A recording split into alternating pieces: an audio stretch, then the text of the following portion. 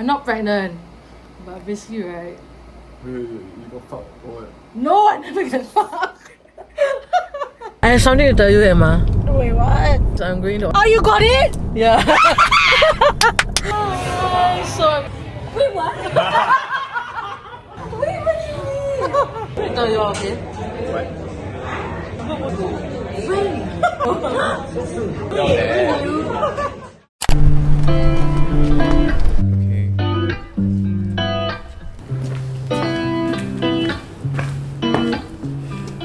Annyeonghaseyo, welcome to my crib. Okay, and, oh fuck, I feel so embarrassed. I want to be alone. I am the only one here. I'm literally I'm currently in Seoul right now, and this video will be very different from my other videos because I'm going to share something really personal and close to me and make a little announcement at the end of this video. So what I've been doing for the past 5 to 6 months of being funemployed is that I've been trying to find a full-time job, but the market is very tough. I would like to think that I am quite talented but I've been getting a lot of rejections and it's not easy. Got good interviews with some of my dream companies like Meta and all that. Interviews actually went well, but everything just fell through. I don't know how. I would like to think it's just not my blessing. What I've been doing a lot has been like traveling a lot. I've been traveling to Japan, Korea, Taiwan, Bangkok, doing a lot of content.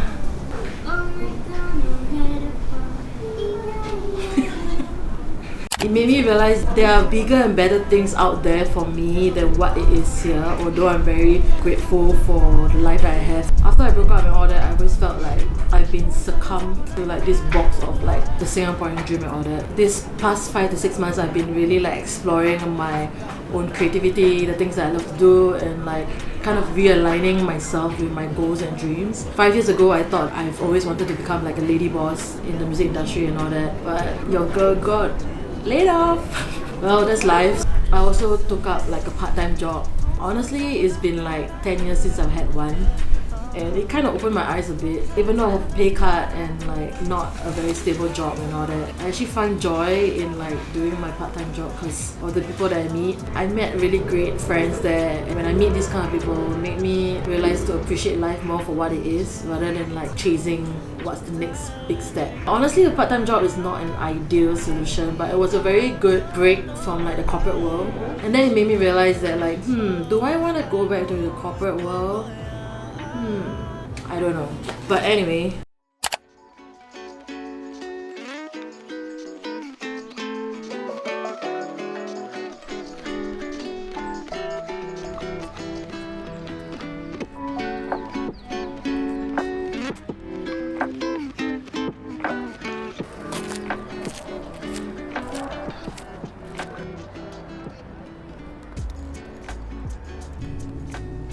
I think for the longest time, I've always felt like out of place. Growing up, I've always had this like perspective, especially coming from a very conservative background, that the Singaporean dream consists of like getting married, having a BTO, having a stable job, having a car if you can afford to and all that. After I broke up, my perspective changed. Yeah, I finally realized that like sometimes if the environment is not good for me, or if I don't fit into the environment, sometimes there's like a meaning that it's not right for me. Everyone is like at a different pace of life and have different goals. I think being in Singapore kind of limits of what I want to do in some way. I mean, I love Singapore and all that, I love my family, but I just feel that the Singaporean dream is just not for me. I've always felt like the Singaporean dream is always about like chasing those goals. A lot of my friends around me are doing that. Different people has different opinions on it. Me personally, I don't feel myself like conforming into that society pressure of like getting married and then have a PTO and all that. The thought of it scares me. I feel like there's more to life than just the Singaporean way of living. If you guys have been following me, I got laid off and also broken up by ex. A lot of things changed then. I used to be the kind of person that wanting to keep up to like society norms. I've always felt growing up that my personality equals to like my career, and I always had that thought in my mind when I was adulting. But now I realize like my personality is not equals to my career or my achievements. It's more of like my personality equals to the hobbies that I do, dreams that I want to achieve and the things that I do outside of work. After changing into that perspective, I see life in a more holistic way. It kind of opened my eyes a bit. Actually working part-time actually humbled me a lot. Even though I was being paid quite a bit in my corporate job last time, obviously it kind of hurt my bank a lot, but I actually enjoy like going for my part-time job and like meeting people. So sometimes it's true when they say like money don't buy you happiness. I think what buys me happiness is the things that I love to do. But then again, some people are privileged to have money and everything goes easy for them. Okay, but I need money. I know I need money. I feel like a very different person right now, I feel.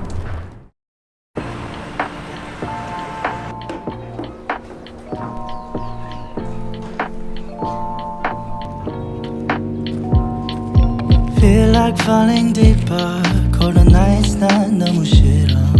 기다리기에는 너무 길어. 줬던 내 사랑이 식어. 기대만 하는 것도 난 힘들어. So you guys must be thinking like what's next for me, and I'm really happy and excited to announce that I'm moving. I'm moving to Australia.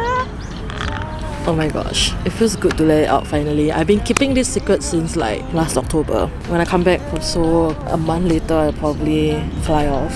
I also kept some secret from my friends, so I actually took some reactions of like me telling them that I'm moving away. Most of them are pretty happy. Thankfully everyone around me is very supportive and they're very happy for me. I think they know that I love like traveling a lot, so living abroad has always been like one of my dreams. I feel excited that I'm actually gonna go into the era of mine.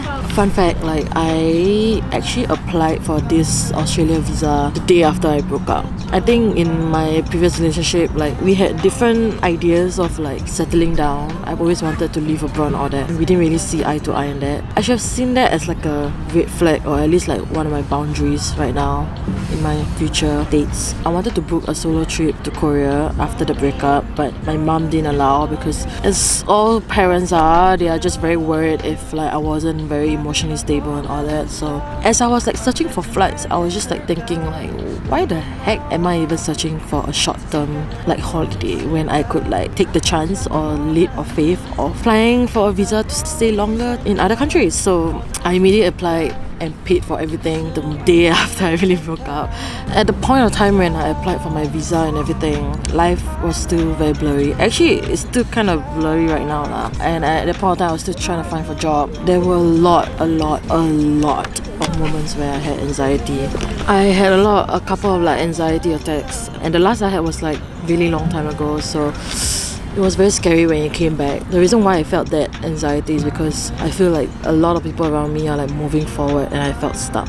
But then I realized like now I'm seeing everything in hindsight. Everything is flowing in the way it should be, I guess. But yeah, the anxiety attacks were not cool at all. Like I really hope nobody close to me has to go through it. One thing that has helped me with like my anxiety attacks were actually journaling. I really feel that it has helped me to kind of like pen down my thoughts and kind of like compartmentalize my thoughts, or reason out as to why I'm feeling this way. And now whenever I go out, I kind of bring my journal along. Yeah, I write a lot.